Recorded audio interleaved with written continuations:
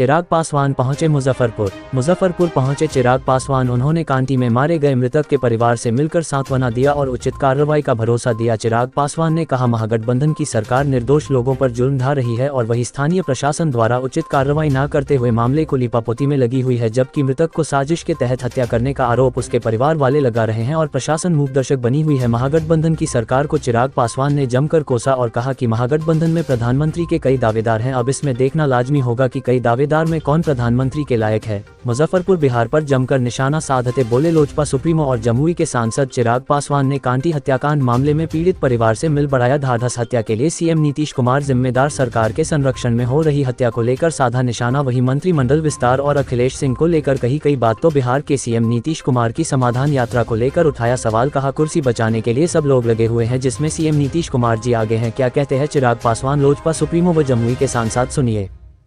ऐसे में जहां एक जो कि प्रदेश के मंत्री भी हैं, उनकी कानून व्यवस्था पर सवाल उठता है, तो वहीं स्थानीय प्रशासन भी घेरे में आता है। मैं जब आज यहाँ काठी में आया हूँ और यहाँ की जिस तरीके से घटना, एक 19-20 साल के जवान युवक की गोली मारकर हत्या कर दी जाती है और उसमें जिस तरीके से प्रशासन का उदासीन रवैया देखने को मिलता है, स्थानीय ग्रामीणों के द्वारा जिन लोगों को पकड़ा गया वो तो पकड़ में आ गए, पर उसके अलावा जो मुख्य आरोपी है, जो जिम्मेदारी बनती है, भैया 9 तारीख की ये घटना है, आज लगभग हफ्ता 8 दिन होने को आया इस घटना को।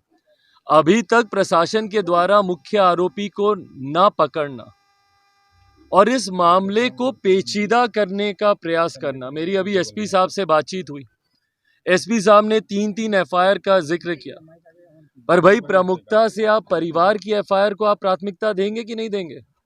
परिवार जो बात कह रहा है, परिवार को जिन लोगों पर शक है, कहीं ना कहीं इस मामले पे लीपापोती करने का प्रयास किया जा रहा है, इसको एक दूसरा स्वरूप देने का कि भैया ये एक्सीडेंटल केस है, गलती से चली हुई गोली का ये मामला है, जबकि ये सुनियोजित तरीके से की गई हत्या है। परिवार के लोग इसकी गवाही दे रहे हैं, स्थानीय ग्रामीण इस बात की गवाही दे रहे हैं।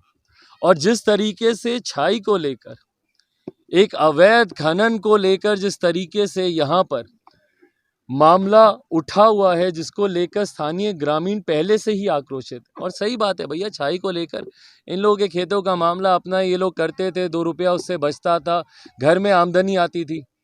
क्यों भैया इसका एक ठेका निकाला गया और क्यों किसी एक ही व्यक्ति को, और वो भी स्थानीय जनप्रतिनिधि को? मतलब कहीं पे कोई भी कार्य होगा तो वो स्थानीय सत्ताधारी जनप्रतिनिधि ही करेंगे। आम ग्रामीण के हाथ में कोई पैसा नहीं आए, उनकी कोई कमाई ना बढ़े, उसको लेकर ये लोग आंदोलन कर रहे हैं, आक्रोशित हैं। और उस पर जो उसके खिलाफ आवाज उठाएगा, उन सबको धमकी देने का काम किया जा रहा है। एक की तो हत्या कर दी, इसी विषय से जुड़े आगे पीछे सही गलत वो जुड़ा था नहीं जुड़ा था इस विषय में, पर हत्या तो हुई ना। बाकी जो लोग हैं उनको धमकी दी जा रही है और स्थानीय प्रशासन हाथ पर हाथ धरकर बैठा हुआ है। और यही कारण है भैया, क्योंकि अपराधियों की पकड़ नहीं होती है, उनको गिरफ्तार नहीं किया जाता है। ये सबसे बड़ा कारण है कि बिहार में अपराध रुकता नहीं है। कल मुख्यमंत्री नीतीश कुमार जी आए